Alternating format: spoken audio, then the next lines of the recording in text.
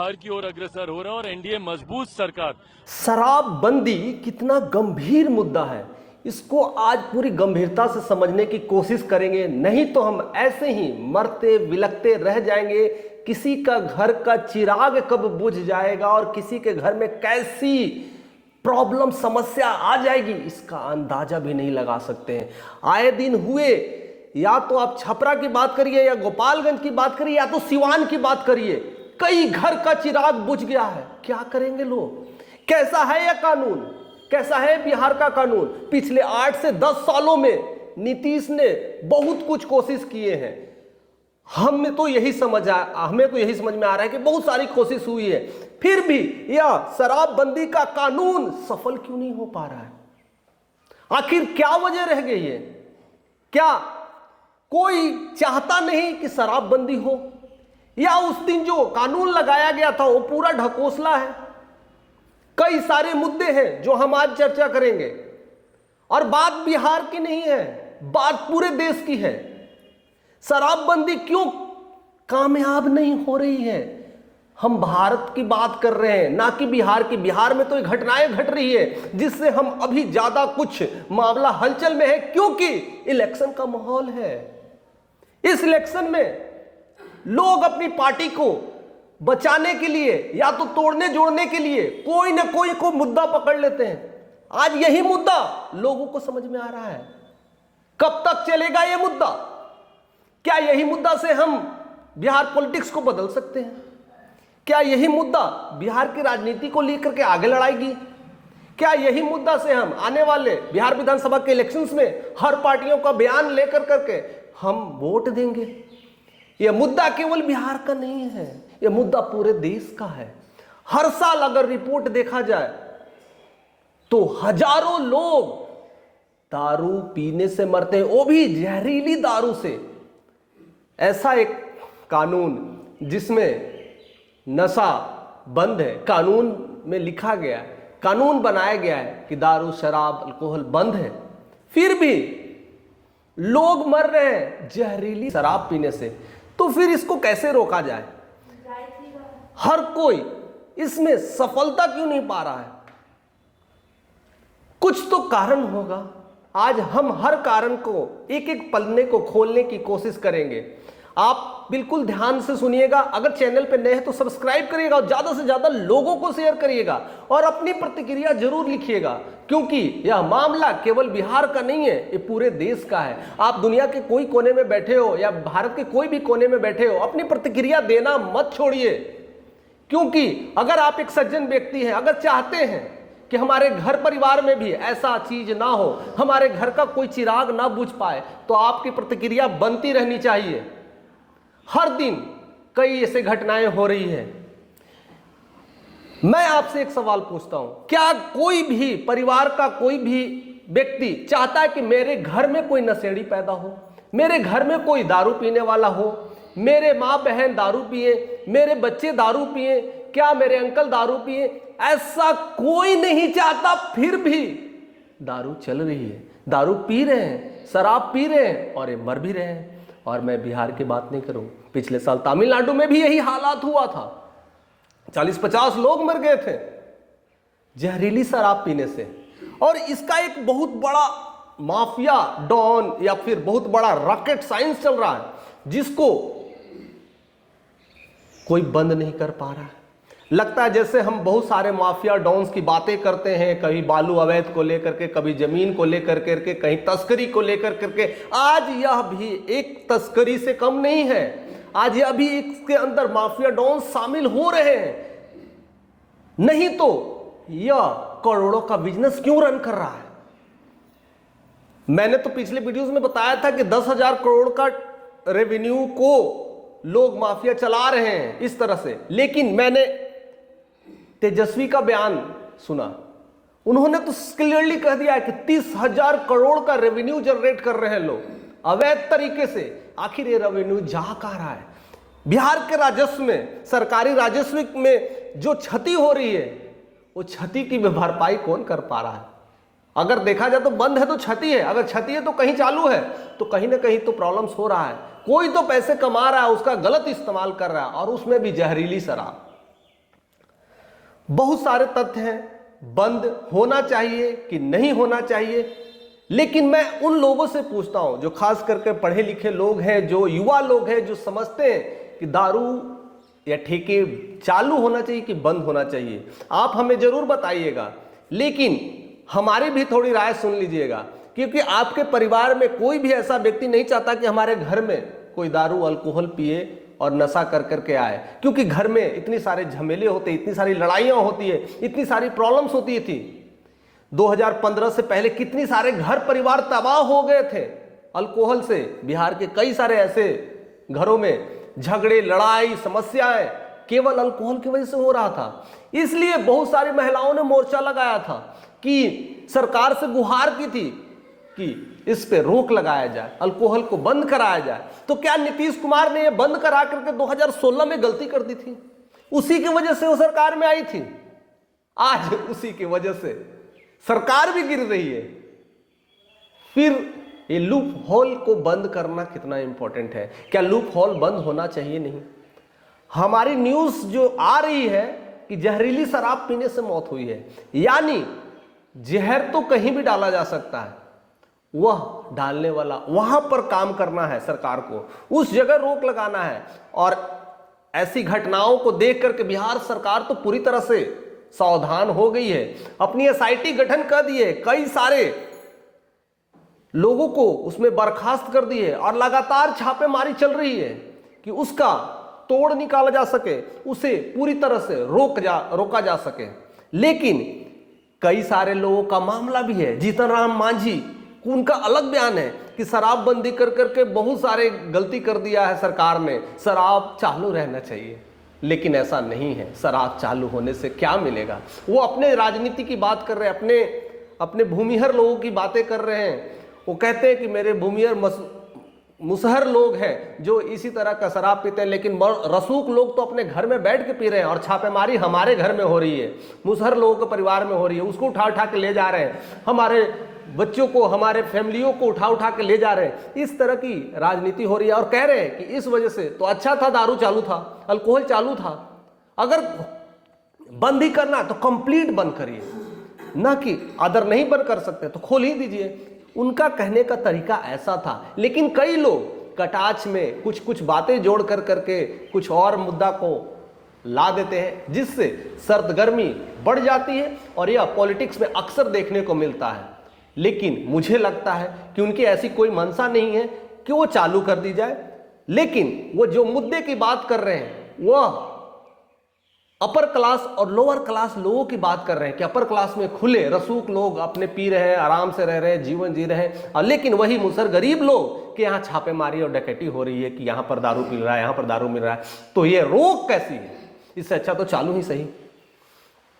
दूसरी बात, अभी जो इस घटनाओं को लेकर के तेजस्वी का भी वार बहुत तेजी से चल रहा है।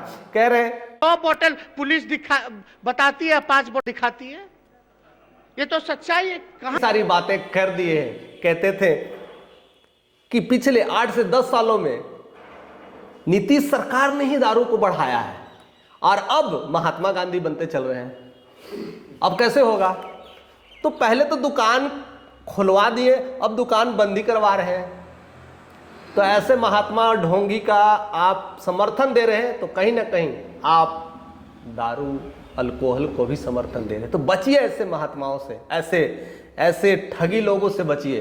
तो डायरेक्ट निशाना साध रहे हैं। मुझे लगता है कि ये जो दारूबंदी का जो सिलसिला था, जहां तक मुझे खबर मिली है, जहां तक मैं न्यूज़ पढ़ पाया हूं, जहां तक मैं अपडेट लेता हूं हर दिन और चीज़ों को कोरिलेट कर करके देखता हूं, तो कहीं ना कहीं ये भारत का ही नहीं कह रहे हैं। अगर बिहार की बात करें तो पूरे बिहार में हर पार्टी के लोग चाहते थे कि इस पे रोक लगाया जाए, दारू बंदी होनी चाहिए, शराब बंदी होना चाहिए। और इसमें महिलाओं का बहुत जोर प्रयास था। नशा मुक्ति केंद्र के लिए रैलियां निकलती थी, मैं भी उस रैलियों में शामिल था।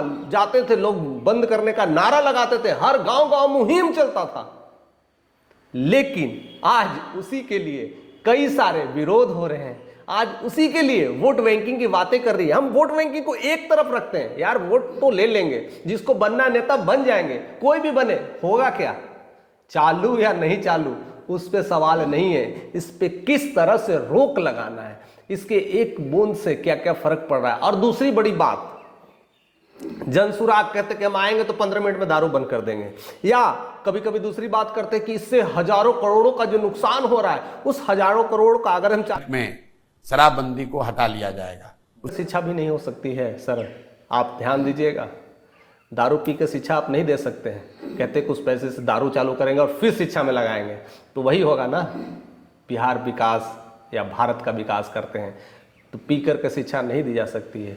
हमें कुछ अलग सोचनी पड़ेगी, हमें कुछ अलग प्रकार की रणनीतियां अपनानी पड़ेगी, जिसमें चिराग पासवान का बयान एक सटीक शायद फॉर्मुलेटिकल बैठ पाता है। वो कहते हैं कि हम किसी को रोक नहीं सकते हैं, हाँ हम उन्हें एजुकेट कर सकते हैं, this is the right way. हम एजुकेट कर करके उन्हें कम किया जा सकता है, किसी को रोकने से तो आप कुछ भी नहीं रोक सकते। आए दिन पंजाब में, आप हरियाणा में देखते हैं कितनी सारी प्रॉब्लम्स हो रही है, केवल दारू ही नहीं, अल्कोहल ही नहीं, सूखे नशे की तरफ जा रहे हैं, कितना लोग परेशान हुए, पूरी कौम कहते हैं पूरे पंजाब में ये काफी वायरल हुआ था। उस पर लेकर के मूवी बनाई थी, शाहिद कपूर ने उस पर मूवी बनाया था कि किस तरह से अल्कोहल के शिकार हो रहे हैं, किस तरह से चरस गांजे के शिकार हो रहे हैं पंजाबी लोग और मरते जा रहे हैं। इसको लेकर के बहुत सारी कटाच किया गया था, पूरे भारत में हड़कंप मचा था, लेकिन फिर भी बहुत सारे अंकुश लगाया गया, बहुत सारे एजुकेट किया गया लोगों को, और धीरे धीरे एजुकेशन से ही कम किया जा रहा है। और अभी भी कोशिश जारी है, तो हम ऐसे ही बिहार में भी कोशिश कर सकते हैं, एजुकेट कर सकते हैं, और सारा फोकस अभी इधर ना कर करके, जिस तरह से पूरी मीडिया अभी हुजूम लगाई हुई है कि दारूबंदी को लेकर के यहां मर रहे हैं, वहां मर रहे हैं, यहां पर बिहार में पॉलिटिक्स हो रही है, उसको बंद कर दे। अगर पॉलिटिक्स करना है तो अभी एजुकेशन में करें, पूरी एजुकेशन पे मोहर लगा करके और लड़ाई करें और दिखाएं बिहार में एजुकेशन को लेकर के क्या क्या चीजें हो रही है और क्या क्या चेंज करने की जरूरत है। जहां एजुकेशन होगा वहां पर अल्कोहल अपने आप बंद हो जाएगा। कई लोग ऐसे हैं जो एजुकेटेड है, जो समझते हैं, अपने परिवार को समझते हैं, उनसे पूछ लीजिए आप दारू पीते हैं सर? मुझसे पूछ लीजिए, अगर मैं कहूंगा नहीं पीता हूं। क्यों? क्योंकि ये चीज हमें पता है कि पी करके क्या होगा। अगर कुछ लोग अगर पीते भी हैं, अगर समझदार पढ़े लिखे लोग पीते हैं, तो एक लिमिटेड अमाउंट लेते हैं, जिससे हमारे घर में कोई असर ना पड़े, परिवार में कोई माहौल खराब ना हो, उसको ध्यान में रख करके पीते हैं। अगर गलती से ज्यादा पी लिए तो घर नहीं आते उस दिन, अगले दिन जाएंगे कि घर का सिचुएशन ना खराब हो। इतनी सोच समझ के प्लानिंग करते हैं। एटलीस्ट एजुकेशन तो इतना तो सपोर्ट करता है ना, अदरवाइज तो अपने में घर में लड़ करके क्या क्या कर लेंगे।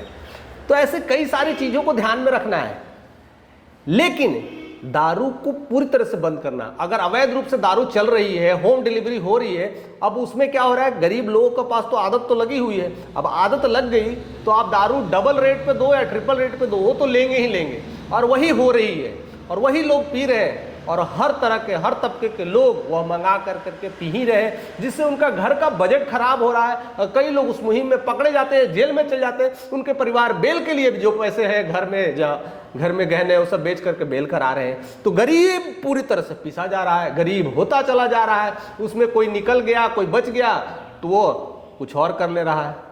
तो ऐसे कैसे होगा? और बात बिहार की नहीं है, बात पूरे देश की है। हर जगह, पंजाब की बात करें या तमिलनाडु की बात करें, हरियाणा की बात करें, असम की बात करें, हर जगह समस्याएं हैं। और स्पेशली मैं कटाच करूंगा गुजरात को लेकर के भी। मैं खुद गुजरात में सालों रहा हूं, वहां पर कई बार मैं विजिट किया हूं मैं अपने कंपनी की तरफ से कई बार मुझे मौका मिला है जाने का। तो जिस होटल में मैं रहता था, उस होटल के लोग कहते थे, सर अल्कोहल चाहिएगा तो बता दीजिएगा।